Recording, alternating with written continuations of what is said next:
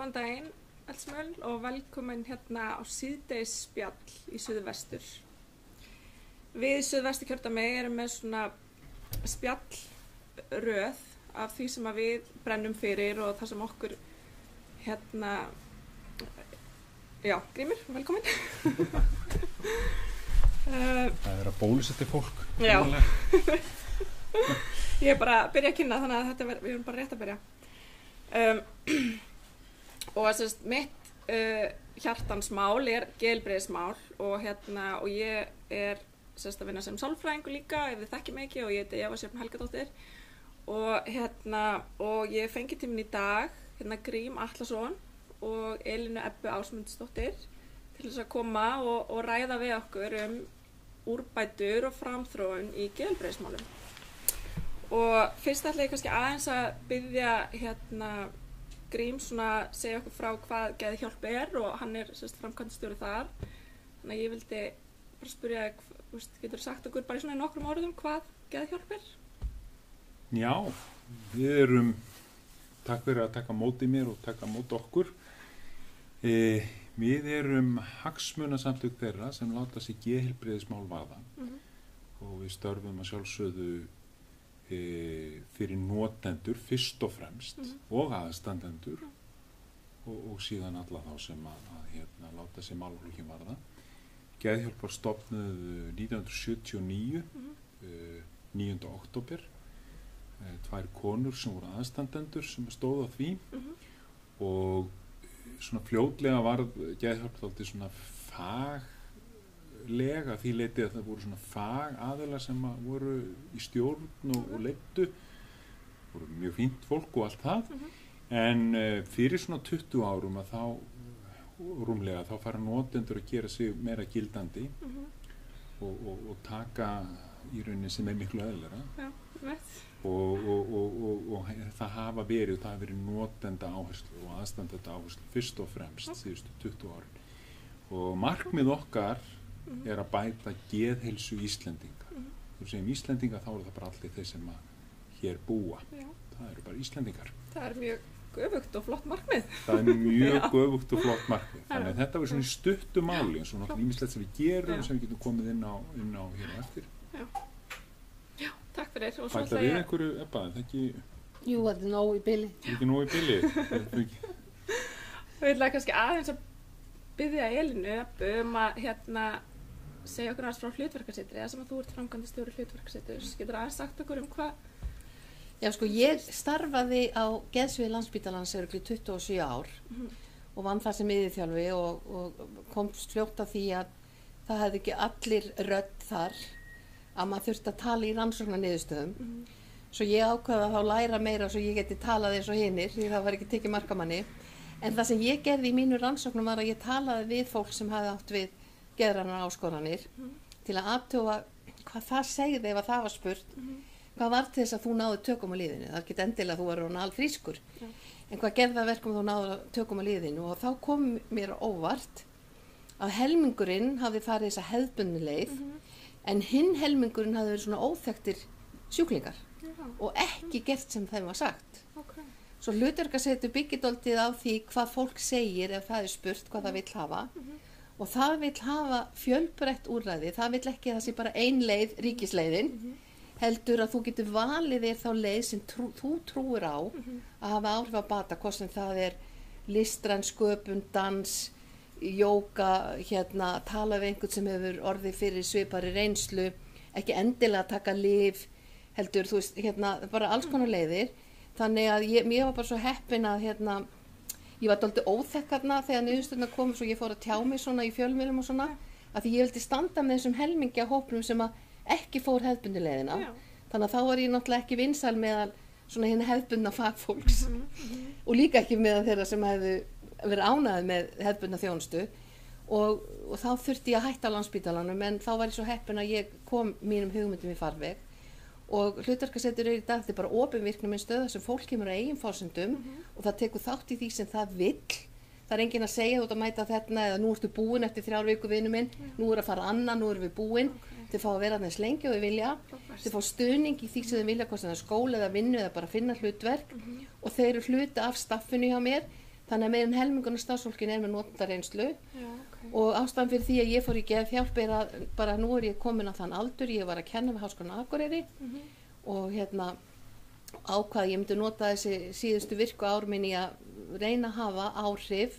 á þann hátt sem notendur að leggja áslá og ég kem inn með þá sýn að þeir fá að vera með í að þróa þjónustuna svo að það það sem við hefum líka lagt áslá í geðhjálp að við séum höfð með í ráðum. Algjörlega, mér finnst það bara rosa flott og bara gaman að heyra bara geðhjálp og hlutverkasetur, þetta náttúrulega bara mjög mikilvægt úrræði, þetta hlutverkasetur, og við þarf ekki endilega þurfa að vera einhverja greiningu, það allir veðkomið því allir eru með geð, þannig að við erum ekki að flokka, við erum svo mikið að flokka fólk og að því ég nú að tala í pírata umhverfi, þá ég mjög mikið fyrir borgaraleg laun vegna þess að ég held að við getum sparað heilmikið í sérfræði þjónustu að við erum að nota milliliði sem að meta fólk hvort að eigi að fá örorku eða stuðning frá hennu opinbera, það vilja allir vinna sem geta því þetta svo mikið lífsfylling og að hafa hlutverk og þeir sem geta einhverju hlutar ekki vinna að þeir eiga þá að fá að taka sér pásu og stíga tilbaka því ég trúi því ef að vinnumarkaðurinn heilsusamlegur ef að fólk vill ekki vinna þá eitthvað að vinnumarkaðanum þetta alltaf sett ábyrgðin alltaf sett á einstaklingin í staðan fyrir að skoða hvernig við getum breytt kerfinu Einmitt, ég fullkomlega samanlega aðgrímur Nei, ég er bara fullkomlega lengur í umferðarteppu Ég var alveg til í það, þetta allt í góðu menna, ég þarf ekki að segja neitt ég skal hjálpa þér ef þú þetta halla þér aðeins og á rými En ég er bara fullkomlega samanlegar og það er bara gott að, þú veist, bara brenna fyrir þessu og það er bara gott að sé fólk eins og þið sem eru, við erum að berjast við þetta, fólk fái röddina sína heyrða og notendur fái að vera með í ráðum og allt þetta, þannig að, En það eins og, þú veist, þegar fólk að tala að hafa val til dæmis gagnvart lyfjum, að þá fara fólk, já, ef fólk tekur ekki lyfin, þá verður bara alveg snar brjálæðingar lausur allan bæ, hvað trú hefur fólk á og það er sama, ef við höfum borgaralega laun þá bara fullt af fólki sem nennir ekki að vinna það er alltaf svona í staðan fyrir að ganga út úr því að við höfum ákveðna mannlega þarfir og við viljum öll taka þátt í samfélaginu og það fólk sem getur oft ekki vinna það þráir það að vinna en þá kannski ekki hægt að fá hlutastörf eða það er ekki tekið tillit til hvað þú getur þannig að það er alltaf, ég er orðið dálítið þreytt á að það er alltaf skellt skuldin á einstaklingun og hann situr alltaf uppi með að hann vandræða gemlingur eða eitthvað, að hann fittar ekki inn í. Nákvæmlega, algjörlega, við þurfum að sníða okkur í kringum einstaklingana, ég er alveg sammálaður og við erum ekki að gera það. Við erum dálítið svona ef þú fittar ekki inn, þá ferð þú bara hingað og við hinn bara heldum áfram. Þannig að ég er bara fullkomlega sammálaður.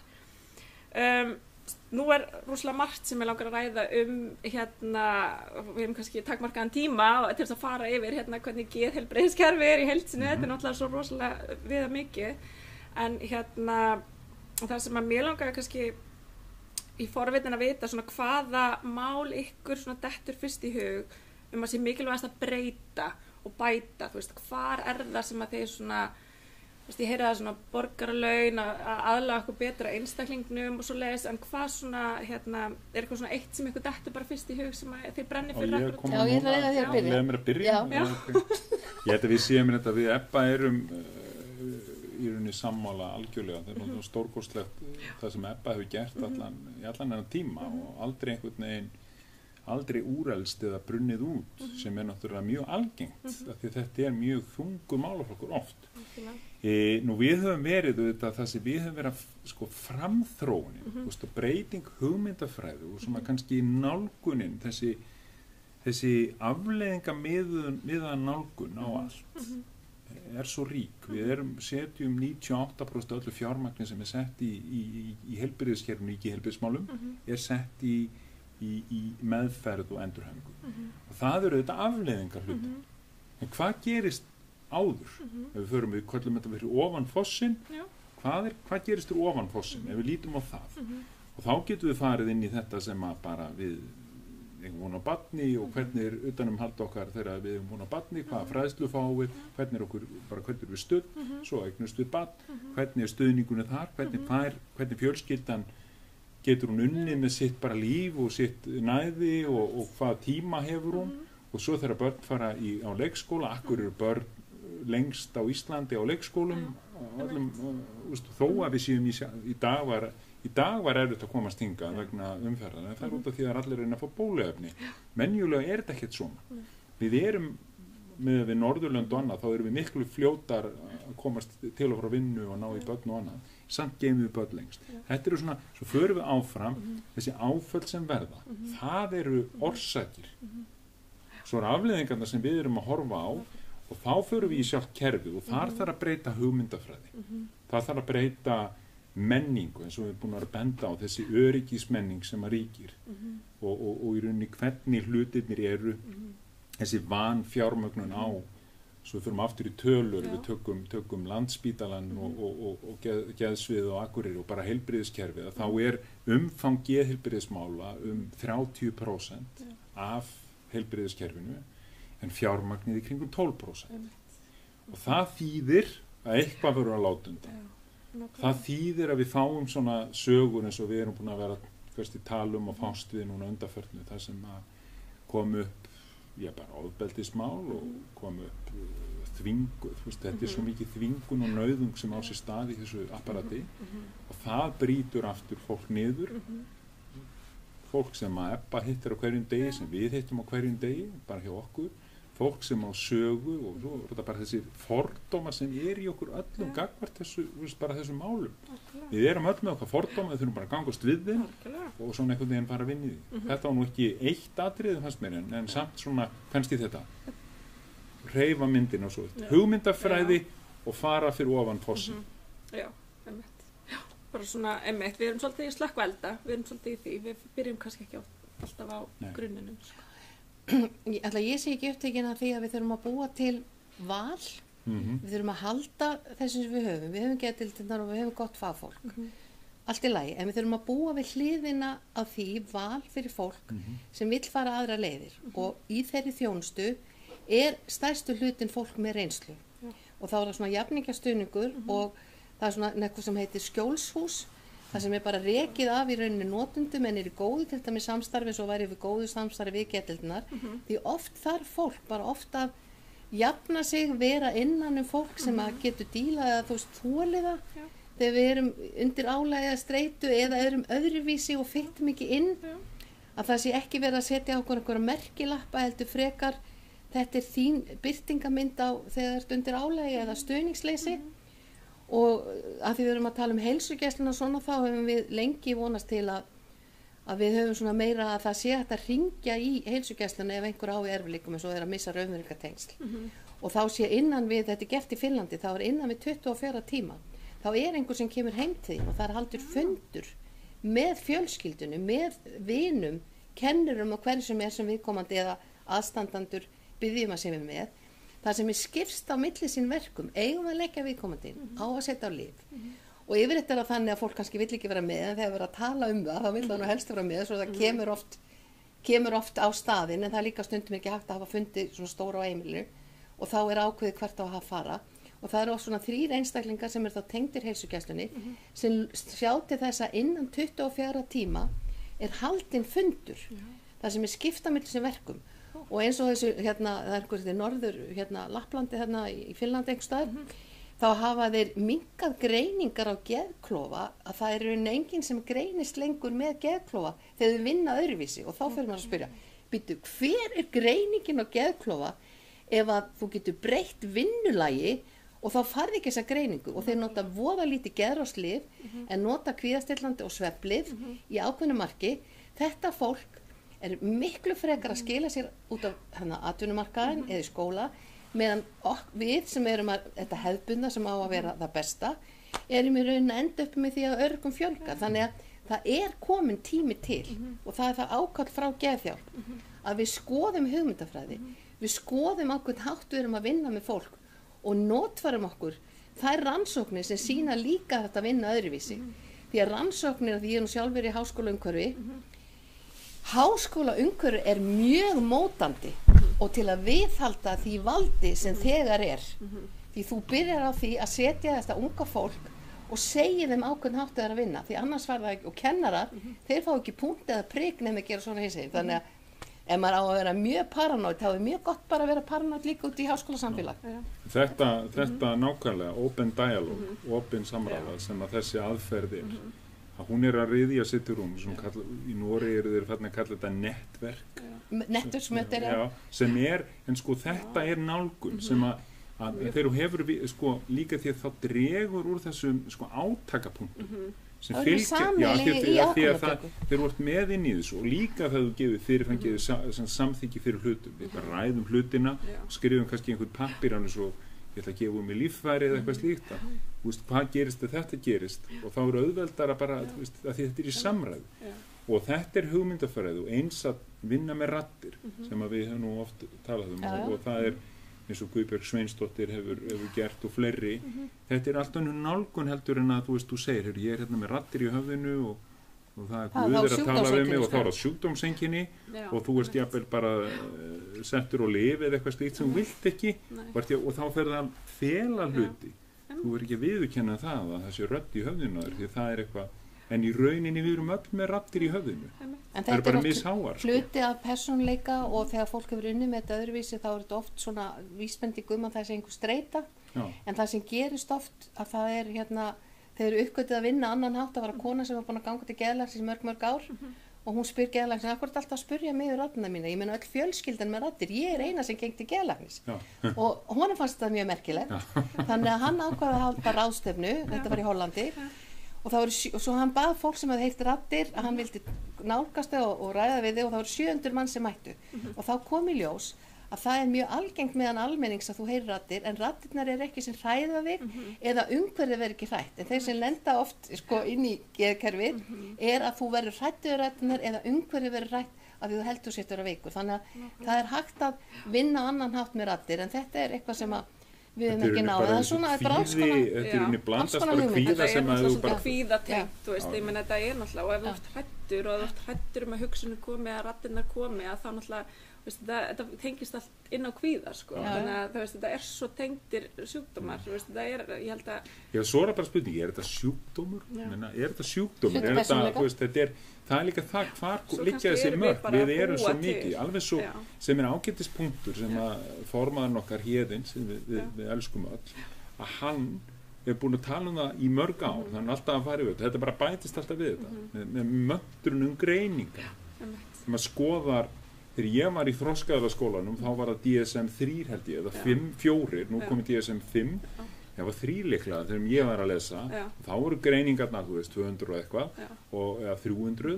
og árið 1880 voru það 6 nú eru það 600 þannig að í rauninni við hérna sem sitjum hér og þeir sem að taka þetta upp og við erum öll einhvern veginn, það bara alveg ljóst að við erum með einhverja greiningar af því að við erum öll með einhvers konar frávik eða bara spyrja nógu mikið og spurning, þetta leiðin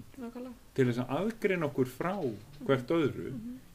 hver tilgangurinn, hvað kemur gott út úr þessu? Sumir finnst gott að fá greiningar því það svona útskýr fyrir þeim okkur það en öðrum finnst þetta að vera stemplun að ég öðruvísi eða ég eitthvað gallað eintak sem þarf að gera við þannig að þarna þurfum við líka að hafa dálítið val að það mismunandi sumir trúa því að það eitthvað sem hefur komið fyrir það í barnæsku og það þurfa að vinna með því aðrir trúa því að það sé kannski eitthvað ójafnvægi við höfum mismunandi trú og ég segi alltaf að geðheilbrigðismál eru svo pólitíkasnir segja að þau ætla allir að gera betri samfélag en við veljum okkur þann sem okkur finnst fitta við okkar hugsanir og það sama með geðheilbrigði við þurfum dálítið að aðlaga okkur að því sem fólk hefur trú á því að 33% af öllum árangurum í rannsókn eitthvað sem placebo og ef það ekki trúa því sem við hefum gert við þig þá mínus við 33%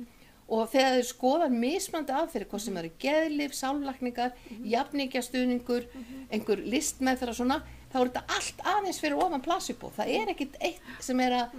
með þess að hugrana allir sem þetta aðeins svona fyrir ofan þannig að okkur notfærum ekki þegar alltaf verið að tala að rannsóknir skipti máli nei, það bara ákveðnar rannsóknar sem skipta máli og yfirleitt það við lyfjafyrirtækin sem á bakvið sem að hafa stórfelldan gróður að setja okkur öll að minnstakosti öll í það eitt lyf flest okkar sem eru nútíma samfélagi eru á einu lyfi ég til þess að blóðþrýstingslyfi og reyndi nú að berjast gegn því en það tókst ekki sama hvað ég hreyfði mig og reyndi að minnka helvíti súkkulaði þá var ég alltaf með háan blóðsting við þurfum kannski bara í því að við erum nú hérna og hér eru svona gagnrýn hugsun og svona fólk að skoða hvernig hlutnir eru að að það bara gott að hafa það í huga að geðlyfjabransinn veltir á hverju ári 103.200 milljörðum. Já, það er alveg sko, svona bransi, hann vil ekkert að það er ekkert endilega hagur þeirra að þá ég á þess að fara í einhverju samsæðiskenningar, en það er samt sem áður, engin hagur í því að við drögum úr þessu endilega. Það er frekar sko að því þetta er svo stórt, þetta er bara mjög profitable eins og maður segir. Þetta er náttúrulega rosa. Við bara hlúa að vali. Ég er ekki að segja þetta er bara, við eigum að hlúa að valmöguleikum því það sem skiptir máli að við fáum að velja og við séum í stjórn. Já, svo eru bara margir að stjórna þínu lífi og upplifir einhvern veginn bara svona, veist, að það hafir ekki stjórn, þá er það náttúrulega bara mjög slæmt. Og líka kannski með það, því að það eru margir sem þurfa á lífum að halda, það eru margir sem þurfa á greiningu að halda og það er ekki, við erum ekki að stuðla hérna með því sem ég er að segja, sem einhver greiningu skömm eða lífeskömm. Hins vegar, ég veit læknis, þá finnst mér bara mjög eðlilegt að það sé bara krafa gerð á það að við tökum bara hérna kostir og gallar og förum bara yfir allt heila gallerið. Þú veist, ef ég geri ekkert, þú veist að þetta sé svolítið það sem að minn sko ráðgjafi sem er læknir bara segi mér hvernig þetta er. Segi mér líka að þú veist, ok, þú fer hérna þunglyndislyf, það getur dreigið úr kynhvöt hjá þér. Þú veist, ok, og ég með það kynhvöt mín og þú veist og svo annað, bara hver lífskeiði mín er það betra, þú veist, er þetta fórnin sem ég færa eða hvaða aðra möguleika hef ég. Svo bara tek ég sko meðvitað ákvörðun það, því ég veit allt eins mikið og ég get vita. Ekki eins og núna, þetta er oft bara stuttir tímar, 10 mínútur og líka þetta er ekki bara læknum að kenna neitt slíkt af hverju fólk bara biður lausn. Ég vil fá eitthvað fix núna. Og það er náttúrulega bara, veist, fólk er náttúrulega líka örvæntingafullt þegar það kemur oft og veit ekki og læknarnir og veist, við erum alltaf bara að reyna að gera eitthvað besta en það bara vantar fjármagn, það vantar fleiri úrræði, það vantar meiri metnað í kringum þennan málaflokk til þess að koma fólkinu á réttan stað og allir geta fengið val og haft val. En ég er eitt af því það er alltaf verið að núna hrópa að það vanti hitt og vanti þetta. En ef að til dæmis fátækt er orsök, eigum við þá að senda viðkomandi til sálfræðings. Ef það er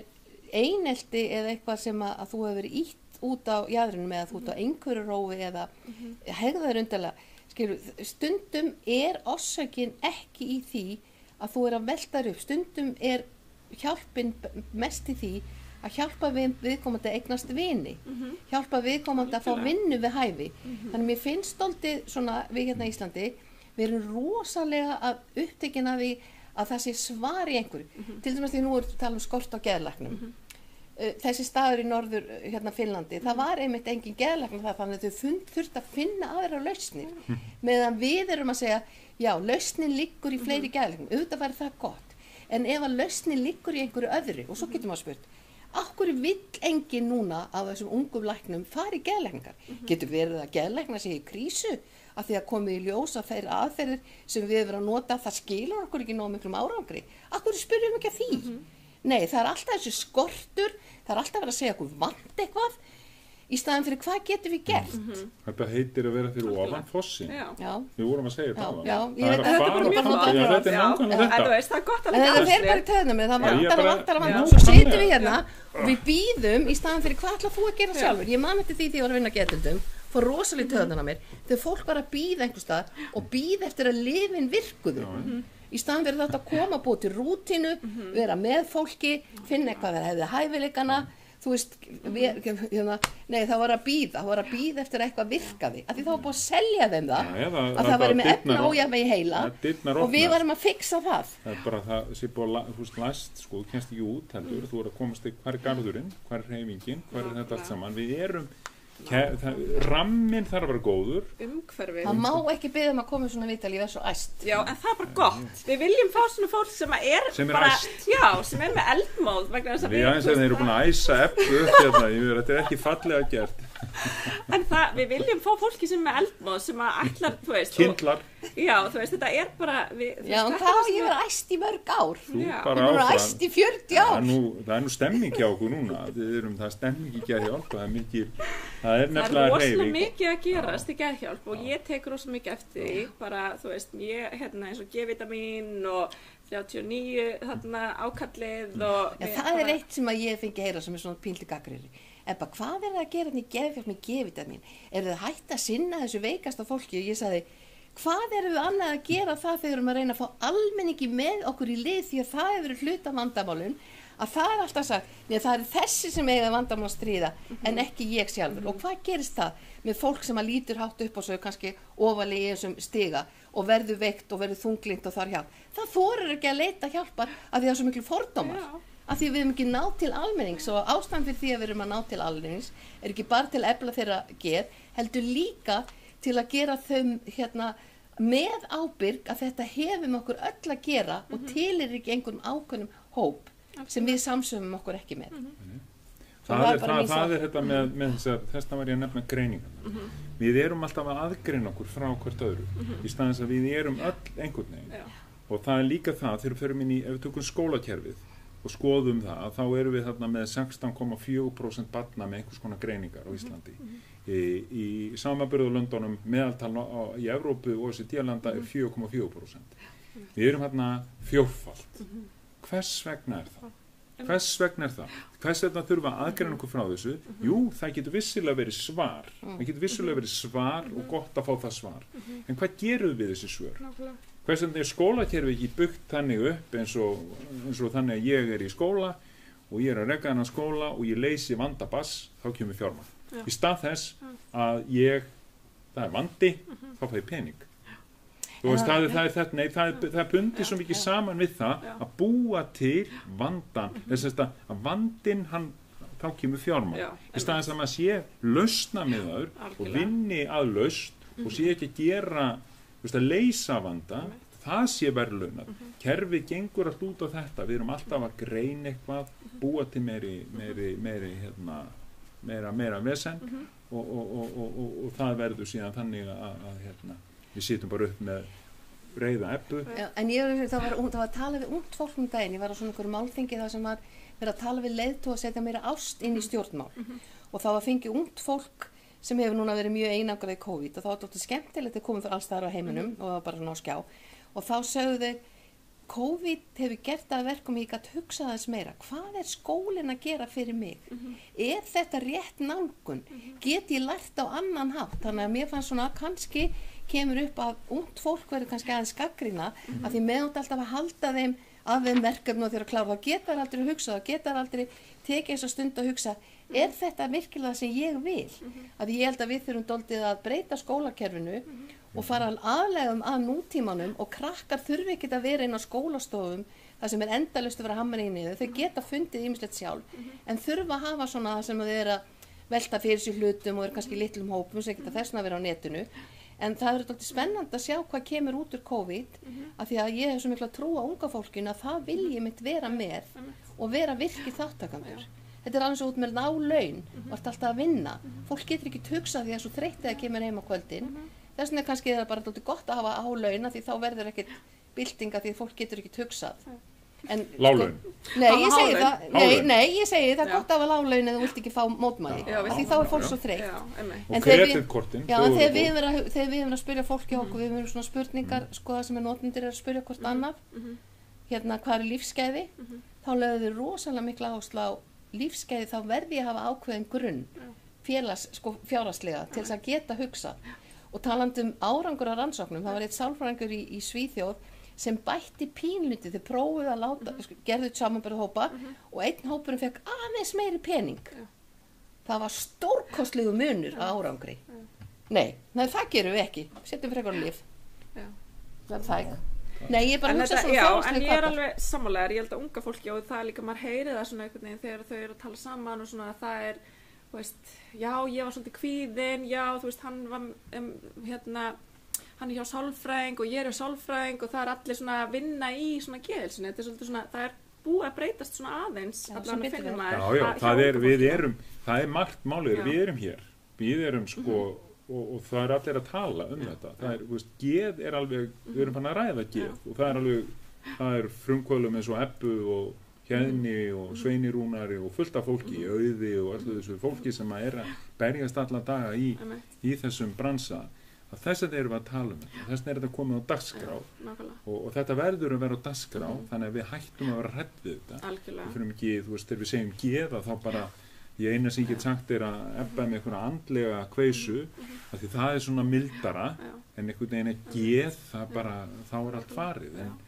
þetta allt í lagi. Já, skömmin svona hægt og rólega, en það rosalega langt í land ennþá og maður finnur það alveg. Ég segi þetta við íþróttamenn til dæmis, að ég umgengst svolítið, þú veist að við erum hér með íþróttamenn sem alltaf eitthvað, þú veist, það smá snéru sig og eitthvað lag og öklan og eitthvað,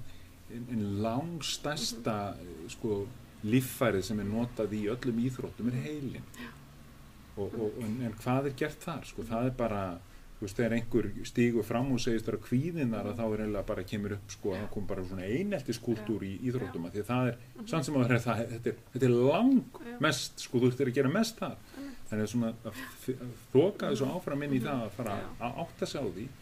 að þú hlúir að geðheilsu frá bara fæðingu og bara ert alltaf í einhvers konar geðrækt, þá eru bara gríðarlega möguleikar. En ég segi með blað, nú kannski við spyrja einhver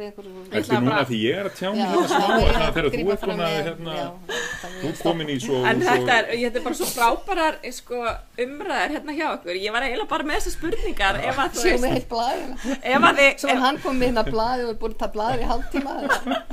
Þetta var nú eiginlega bara svona ef að við myndum bara verða að kjasta okkur, ég held að það sé ekkert vandamál Það þarf að vera hérna eftir í smástund bara eða já, nú er búin að vera til 3 klukkutíma bara þakka nýr í þessu það var ekkert ægileg blanda En ég ætlaði kannski bara út af því við vorum að tala unga fólki og bara byrja hérna efst í fossinum og hérna fyrir ofan fossin lengra áður við lendum að því fossin er bara áður við erum hérna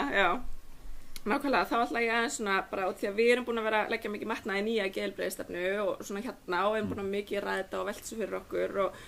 og hérna og við erum svolítið verið að tala þú veist geðfræðslu að það ætti verið inn í aðalnámskrá og kenda öllum skólastigum og hérna veist, finnst ykkur þetta vera eitthvað sem að sko, en það skiptir miklu máli sko geðrækt að því að ekki vera að kenna sko geðrækt snýst sjálfstraust snýst streitustjórnun snýst það að tilheyra í samfélagi hafa eitthvað hlutverk, hafa áhrif að hérna, og geðrækt líka snýst þetta bara að hvernig lifum við af í þessu samfélagi sko, að því mér stundum með maður talar geð þá fólk svo oft komið í þú veist að upplýsa fólk kvíða og kvíða og svona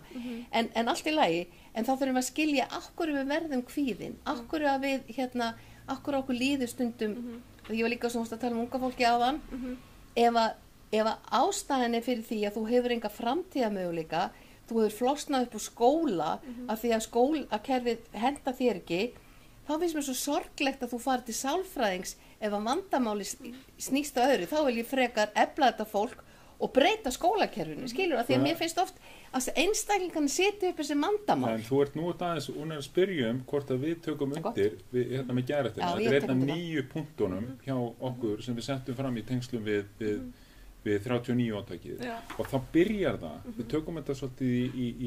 í röð en einn af punktunum er það byrjum í sko snemm, alveg þarna þegar þú ert bara sko meðgöngufræðslan, það byrjar þar, foreldrafræðslan þar, að hjálpa foreldrum, af því þar byrja geðræktin. Það bara, þú veist, við vitum bara ofbeldi í samböndum, þú veist, skilnaðir fyrstu 2 árun í samböndum, allt þetta sem gengur á, þetta er allt hluta af áfallasögu barna. Geðræktin svo ferða inn í skólakerfi og þar tölum við að setja það inn í sko, sem hluta af aðalnámskrá og þá erum við að tala geðrækt í þessum eins og Ebba var að lýsa því, ekki geðrækt eitthvað að ræða heldur geðrækt svo margt, það bara tjá tilfinningar sínar og vinna með það, vinna og þú veist, þá nú góður kennar í Vogaskóla sem skrifaði í rauninni námsefni, í rauninni svona pensum fyrir alla bekkina, 10, hvað á að vera að fjalla í geðfræðslu á hverjum tíma. Það er enda, ég veit ekki hvort þið er að vinna með það, en þetta er sko svona sveigum að gera þetta, en þá þarf hins vegar að fara í aðra rætur sem er kennaraháskólinn eða menntavísindasvið og þegar við skoðum hvaða námsefni er þar í gangi að þá byrjum við á það er hérna þroskasálafræði sem er ágætis áfangi en hann skilar mjög litlu í þessu og svo eru 2 valáfangar í mastersnáminu sem eru kannski einhver og þú hefur enga forsendur til þess að sinna geðfræðslu en einu. Það er þetta sem ef þetta voru hlutan aðnámskrá Við sammála því, við styðjum þetta Geðrækt hluti alveg frá byrjun, frá getnaði bara Geðrættur, já. Bara,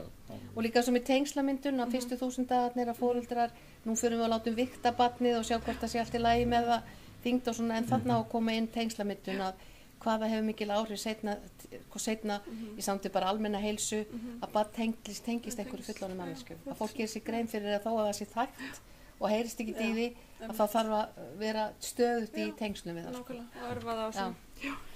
Ok, frábært. Herðu, við ætlum líka að vera með nokkra spurningar. Við ætlum aðeins að, ég ætla að lesa hérna upp ef að, fyrsta spurninguna. Stuðningur við aðstandendur á mjög skornum skammti eins og staðan í dag. Hvernig myndi þið vilja að stutt væri betur við aðstandendur? Ég var nú bara að segja áðan ef að þeir voru dregnir með strax í umræðinu og væri þáttekundur í ákvarðanaferli, þá áttu strax komið með þeirra sín, því þau þekkja oft barnið sitt best. En svona eins og það var áður, þá var ofta þeir var haldin fyrir utan, sko, að þeir voru taldir hluta vandamálinu, en þeir eru hluta stuðniskerfi, þannig að ef þú ætlar að ná árangur, þá verður að hafa aðstandendur með, þannig að það er orðið eitthvað skárra,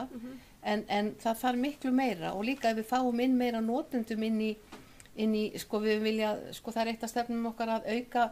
hluta, sko, notanda sem í starfin og geðdeildum, þá getur aðstandandi sagt, ég vil tala með einhvern sem hefur verið í sporum svona minns eða dóttur minnar, er einhver á vakt núna, sem kannski mjög illa áttaður og svona, þá kemur einhver sem hefur verið þarna, hann byrjar að starfa þarna, hann í bata, það gefur því von. Já, algjörlega. Þetta svona kannski líka yfirfæslana, því það eru, sko, ef við förum bara inn á, þarna erum við inn á spítalanum, að til dæmis, ef við tekum yfirfæslana frá hjartadeild eða líknadeild eða krabbameinsdeild, hvernig ég vinna með aðstandendum þar og fyrir sem vera geðsvið, það er bara þrennt ólíkt eins og maðurinn sagði. Svo þetta það líka bara út í samfélaginu, sjálfshjálparhóparnir og fleira. Það eru hópar í hugarafli sem eru mjög góðir aðstandahópar þar. Við byrjuðum það fyrir COVID að vera með svona fræðslu, svo datta niður í COVID, en við viljum halda því áfram. Þetta er alveg eins og spurningi segja, þetta er yfir að skortnum skamt bæði þarna inni, verið meira fyrir utan. Og því að nú vitum við að það eru örugglega allir, ef það er ekki maður sjálfur, þá er það eitthvað sem mann þykir vænt eða þú veist, sem hefur verið með einhvers konar geðgreiningar eða þú veist, ekki greiningar en bara líður illa og það er líka mikilvægt að aðstandendur að þeir vinni með sjálfa sig, því að það er minnsta gagnið í aðstandanda ef hann er mjög meðvirkur með ástandinu, þá, þú veist, hann þarf að hlúa sjálfum sér. Besta sem hann gerir, það er sinna sinni. Þá ertu í, það er eiginlega fyrsta málið. Auðvitað þarf það að gera ýmislegt annað, en þetta er oft, stundum ákveðin samlegð þarna með vímuefnavanda og slíku, að þá er oft, þú veist, leita til Al-Anon, leita til, þú veist, Kóta eða slíku. Svo eru þetta, við erum með ráðgjöf hjá geðhjálp, þar sem að mikið aðstandendum koma og hitta hjá okkur ráðgjöfa og eins hugarafl og líka hjá Ebbu. En þannig nú spurt landsbyggðina. Já, hvernig getur landsbyggðin nýtt sér öll þau úrræði sem í þróun á höfuðborgarsvæðinu? Spyr Pétur Óli. Já, þarna kemur aftur, sko, er það endilega víst að það sé það besta? Er það eitthvað sem skortir? Ég fór, hvað var það, 2005-2008, þá fórum við alla landsbyggðina, hvernig valdefling í verki, það var með samvinna við Rauðakrossinn, þar sem við vorum að ýta undir hvað landsbyggðin getur gert. Það þarf ekki endilega að vera alltaf best í bænum, það getur vel verið að ymmita því það eru smærri samfélagi eða fólki tekið með, það er versta sem þú gerir ef að fólk er einangrað og enginn vill eiga samleið með þér. En núna til dæmis bara í COVID, nú komum svo mikið tækni, nú getur verið með Zoom-fundi, þú getur fengið viðtöl, er ekki Cara Connect sem byrjað með alls konar svona, þannig að nú er ekki endilega þú þurfa að fara á staðnum eða þú þarft svona ráðgjöf, en ef að batinn á að ná,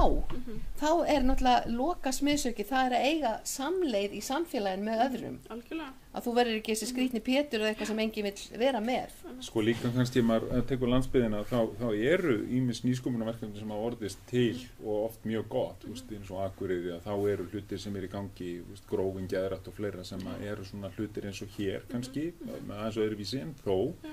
En síðan eru líka, eins og ég veit að í Tálknafirði sem hann er að byrja með, man bara ekki hvaða heitir sem freymar er að búa til, en þetta er svona einhvers konar... Það eru notendur í fyrirrúmi. Notendur í fyrirrúmi og er eitthvað sem er ekki til neinstar annar staðina, það er gerast á Tálknafirði.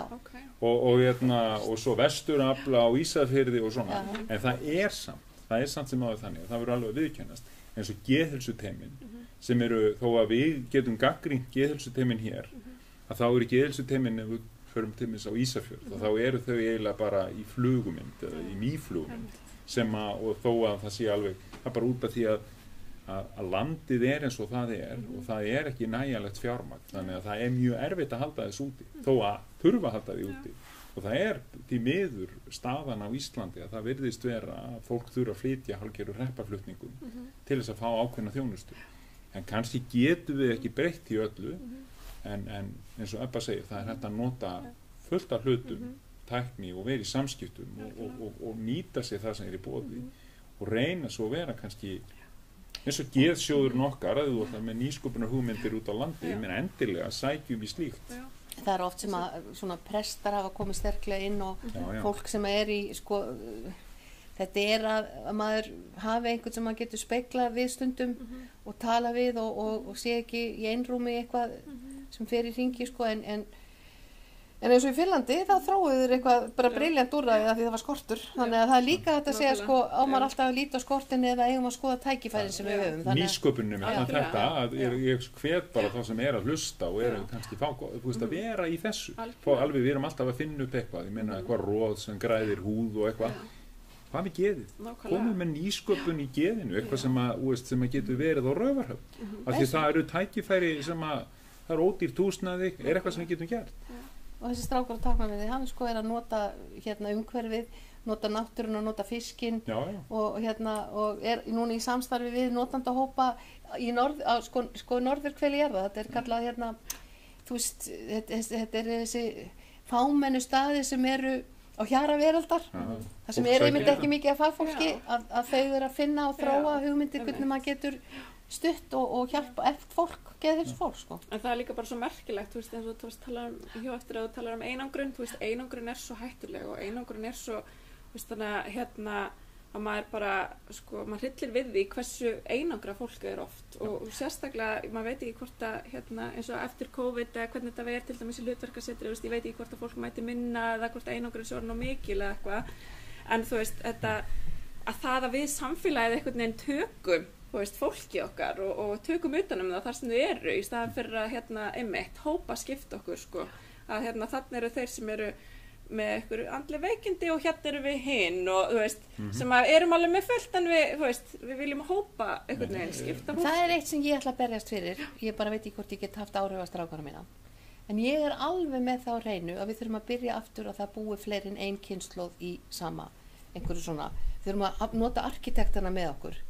því að börnin sko eru sendið í leikskóla og eru of lengi þar að þau þurfa tengslamyndun og svo er gamla fólki, það er einangur og enginn vil tala það. Sko ég vona þegar ég er eldist þá kannski hef ég einhverja helsu og þá kannski bý ég einhverju hotni þarna niður í kjallara eða upp á lofti eitthvað svona og þá geta barnabörnin komið til mín og ég er að prjóna sokka og ég hef eitthvað hlutur og býti grónagröð eitthvað svona og börnin skilur þetta höfum við mist og líka þegar við konur fóru út á vinnumarkaðinn sem bara mjög gott og hefur allt með jafnræði að gera svona en það var fullt af hlutum þarna sem enginn syndi svo ég held að sko að við þurfum að breyta en samfélagsform alveg svo borgarleg laun þá held ég að við þurfum að berja sem pólitíkusar fyrir að kynslóðna fara aftur að vinna saman það eru sumir sem þú ekki fóreldra sína og tengdafóreldra en það er fullt af fóreldrum sem að eru stuðningsaðilar og svo er líka gott að benda þarna að því að þú nefnir að því þetta er hluti af ákveðnum vanda þegar við tökum 50 ára konur cirka bát, það er stærsti nýliðunar hlutin í öryrkjum á Íslandi það eru konur sem hafa verið fóru á vinnumarkaðinn en syntu jafnhliða öllum hinnum störfunum svo það syntu líka í gamla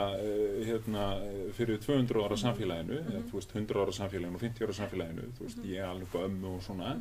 að þetta, við þurfum ekkert að gera það ef við viljum að gera þetta einhvern veginn að þú veist að þetta fari þá þannig að við skiptum þessum störfum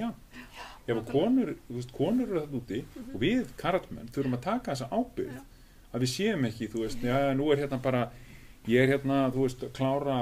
þú ert að klára útsendingun og svo þarf þú að hlaupa heim en ég fer bara eitthvað að slaka á sko. Og það er líka annað sem gerist í jafnréttinu að konur fóru að vera sjálfstæðar og voru ekki háða kallmönnum svo margar að geta búið einar svo svona skrýtni kallmenn sem að við giftum sérna áður fyrir að það var svo mikið átt að vera giftað þeir eru núna allir einstæðingur og einangraður og er að veslast upp heima hjá sér. Þurfum ekki að hafa með halda, skilur. Þetta er rosalega vandamál. Bara ekki til orð, þetta að gera. Ég get svarað. En þetta er samt alveg, alveg, þú veist, þetta eru viðkvæmt mál, eins og Björn Hjálmarsson veit ég, hann hefur hugsað þetta svona, sem barna... Það eru fleiri að hugsa þetta. Já, barna álinga, vinnur og barna álinga, þetta hann segir þessar 3 breytingar, þú veist, það er þetta, þessi kynslóðunar, þetta við mistum þessi hús á 3 hæðum, þar sem voru með 3 kynslóðir, það farið, og svo fara konur á vinnumarkaðinn og svo kemur þessi tæknibylting. Þetta er allt partur af þessu, þetta er mjög jákvætt líka, en bara einhvern veginn, þetta eru svona aukaverkanir. Já, en þetta er líka, ég las ekkert tímann það sem að vera að tala samfélag sem að kom og flutti til New York frá Ítalíu og bjó svona rosalega náið og það var svo mikið langlífi þar og það var verið að rannsaka hvers vegna svona mikið langlífi, hvað er ólíkt með þessu hverfi í New York við hina New York búna. Þau byggu bara öll ofan í hvort öðru og það var svo mikið samfélag, það var alltaf þú stúlt út á götu og þið voru með grill, það var svo mikið svona allir voru með hlutverk með fjölskyldu og vinum og vandamönnum, þannig að þetta var svona, þú veist, en við þurfum allavega, já, þetta er bara frábæra hugmynd, en ég ætla að fara í næstu spurningu. Teljið þið of miklu áherslu lagða á lyfjagjöf við andlegum kvillum? Voru ekki búin að svara þessu? Jú, er það ekki? Það eru 103.200 miljardar sem að geðlyfjabransin er og ég held að eins og Ebba sagði, ég meina stundum bara getur verið betra bara að fara að gera eitthvað, þú veist, að fara að eignast vini, þú veist, að rækta einhver áhugamál og eitthvað annað sem að, þú veist, bara fara dýpr í það og ég segi þetta oft, þú veist, maður kemur til læknis og drepast í hnjánum og læknin jáður maður fá bólgæðandi eða læknin sem segir, fyrirgefðu, þú veist, við þurfum kannski að byrja bara á því að hreyfa okkur og þú ættir nú kannski að draga það smá aukakíló og eitthvað sem að hafa áhrif að hnéðin eru, þú veist, það er orsök, hvað er afleiðing? Algjörlega. Ok, frábært, þá bara næsta spurning, hver er staðan varðandi meðferð við átröskunum á Íslandi? Grímur, manstu við fengum 3 stúlkur þannig sem voru virkilega að koma með gagnrýni og segja að það væri vantaði með þessa fjölbreytni. Sátt, mjög öflug samtök sem að í rauninni notenda samtök og það voru með málþing núna fyrir 2 vikum, frekar en mjög gott málþing á netinu og hafa verið að tala stöðuna, bæði það með það sem er að gerast þar að þú veist eins og göngudeildin það kom mikla í húsnæði og þetta er allt einhvern veginn á einhverju svona en þær voru að tala líka að það einhverjar hafði prófað meðferð erlendis að það væri miklu meiri fjölbreytni í nálgun já það er bara eins og annað fjölbreytni í nálgun og svo þetta bara þessi fólk að fara erlendis, það er eina leiðin þetta biðlistin skilur 1-2 ár og þú veist og það er þetta bara ekki hægt þessi 18-20 mánuðir og stöðugildum í átröskunum teiminu hefur fækkað 2,3 stöðugildi á 4 árum eins og og þetta eru þetta málir átröskun bara svo það sé þú veist þetta eru þetta partur af ef við tökum þegar við sjáum rannsóknum líðan barna í skólum og þá eru líðan drengja og stúlkna við farið niður en líðan stúlkna í grunnskólum er verri en drengja og maður fer bara það línulegt þegar við skoðum, ok, hérna kemur Facebook, hérna kemur Instagram, hérna kemur TikTok, hérna kemur Snapchat og öfugt, TikTok kemur síðast, að þetta eru þetta, þú veist, við erum alltaf að líkamsvitund okkar er svo brenglu, þó við séum alltaf að tala það, og þá er bara, þú veist, það eru allir miðlar fullir að þessu og það gerir, þetta er hluturinn sem við eigum að vera að setja aukipúður í og vinna með mikla fjölbreytni hlusta á þessar konur sem eru og menn sem eru, það eru bara 3 þarna í forsvari en þá, að þær hafa mjög margt til málanleggja, hafa unnið með þetta, hafa sýnt, þú veist, nota jóga, nota hugleiðslu. En það er eitt það er náttúrulega við hefum líka verið að leggja áherslu á að það verði nýtt geðdeildarhús eða bygging eða hvað sem þú kallar. En við höfum sett áherslu, það er ekki nóg að henda allum peningunum í steinsteypuna eða þú ætlar að hafa sama innihaldið. Við gerum kröfu á sama tíma að það verði breytt hugmyndafræði. Já. Sammála. Ok, byrjum við, nú erum við aðra. Teljið þið íslenskt samfélag fordómafullt í garð fólks með geðsjúkdóma og hvernig ætti að vinna gegn því? Sko, það er erfitt að segja, þetta er bara við erum fordómafull og það er rannsókn sem að staðfesti Að hluta því að lifa af, að vera fordómafullur. En það er rannsókn varandi gerðanar áskorunni, það var gerð rannsókn 2009 og við erum að reyna að endurtaka þessa rannsókn í samstarfi við Háskólann, Sigrún Ólafsdóttir og þau og Bernburg Jón Bernburg. Þau stóðu fyrir þetta var alþjóðleg rannsókn og þá kom í ljós til dæmis að 88% vildi ekki búa við hliðina á einhverju sem væri með geðklofa og held ég rúmlega 50% vildu ekki að frænka sín myndi giftast einhverjum. Það var bara miklu fordómar. Þetta var bara miklu fordómar, þetta eru svona tölur og það er þetta og þetta, við sjáum þetta líka oft í kannski umræðu hluti það búist, hvað með ofbeldi það halda mjög margir að geðsjúkdómar séu eða geðræn áskonar séu einhver aukin hætta, þú ráðist á þig en rannsóknir sína það er bara lítilshátta breyting í alvarlegustu tilfellunum það sem að, þú veist, mjög alvarleg geðhvörf, manía sem er mjög alvarleg eða mjög alvarleg geðklófi að þar kemur hækkun á ofbeldi en þú 10 sinnum líklegri til að verða fyrir ofbeldi ef þú ert með einhverja geðrænar áskoranir þetta segir henni mjög margt og við þurfum að vinda ofan að þessu. En við erum alltaf að reyna með þessu geðvítamínum og geðræktin og allt svona og allir hafi geð og allt þetta erum við að reyna en ég hef nú alltaf sagt til þess að vinna gegn fordómum þá eru að kynnast fólki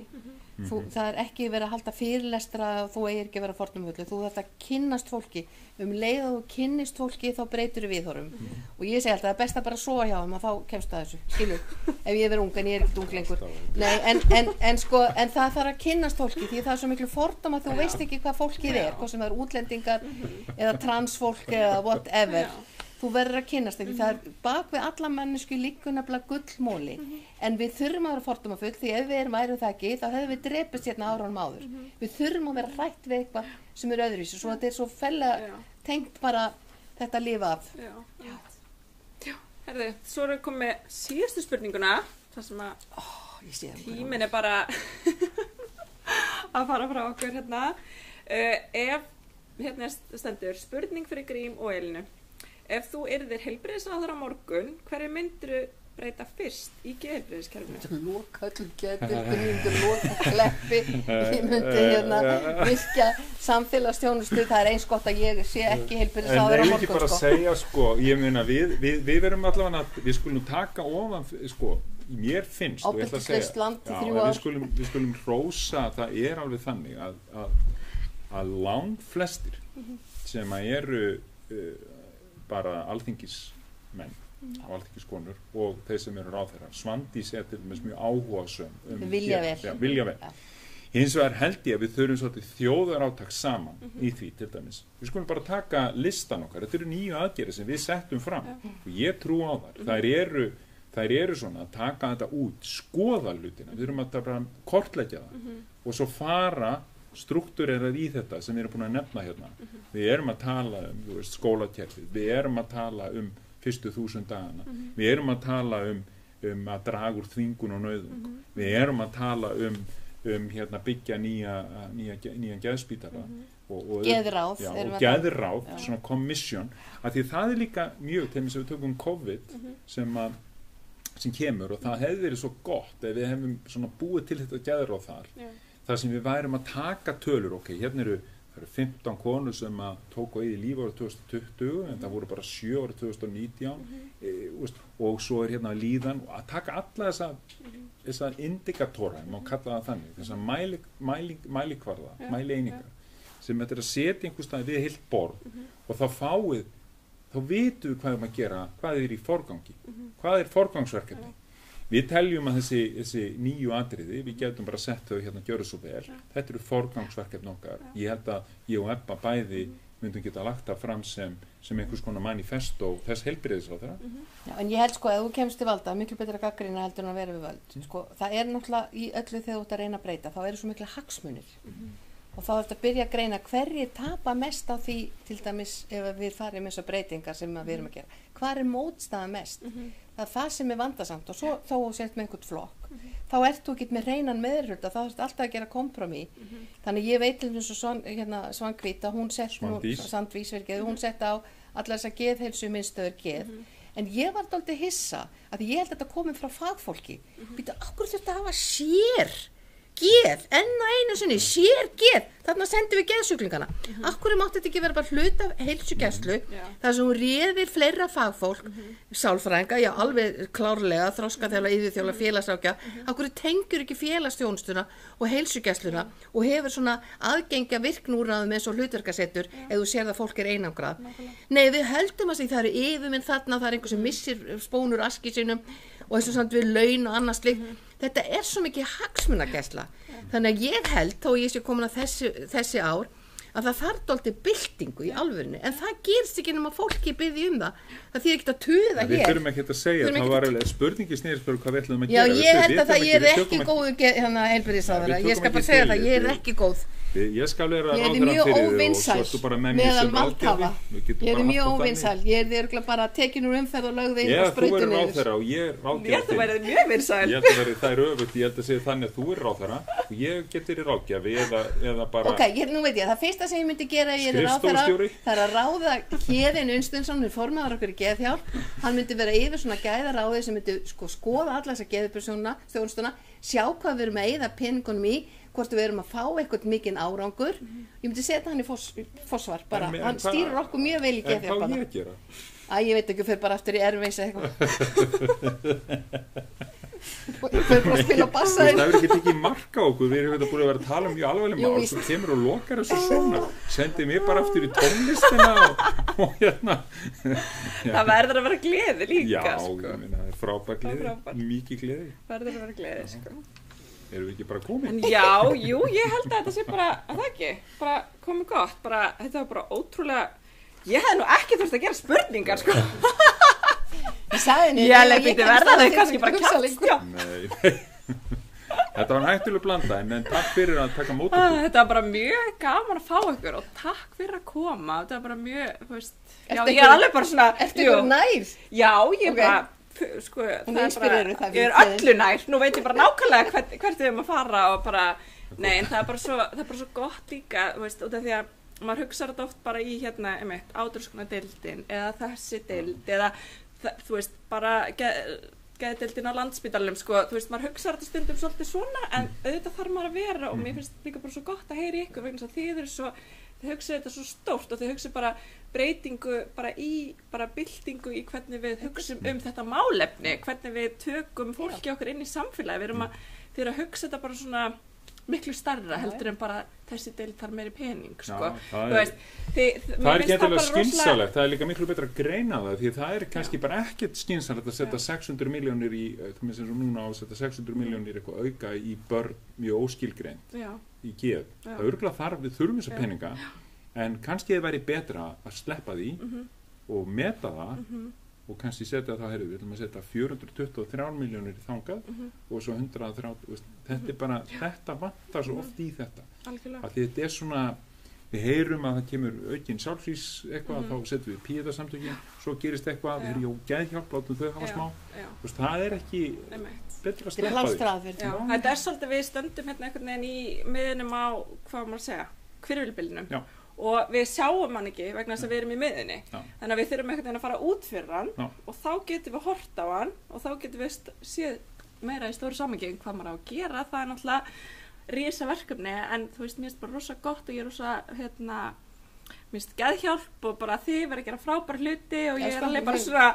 Ég finnst þetta bara frábært hjá okkur og bara haldi áfram að gera sem þér að gera og haldi áfram að berjast í þessu. Ég fer ekkert bara í erfiðsáli strax þá. Nei, svona, það er smá. Bara takk kærlega fyrir komuna. Takk kærlega. Takk fyrir mig og okkur. Og bless.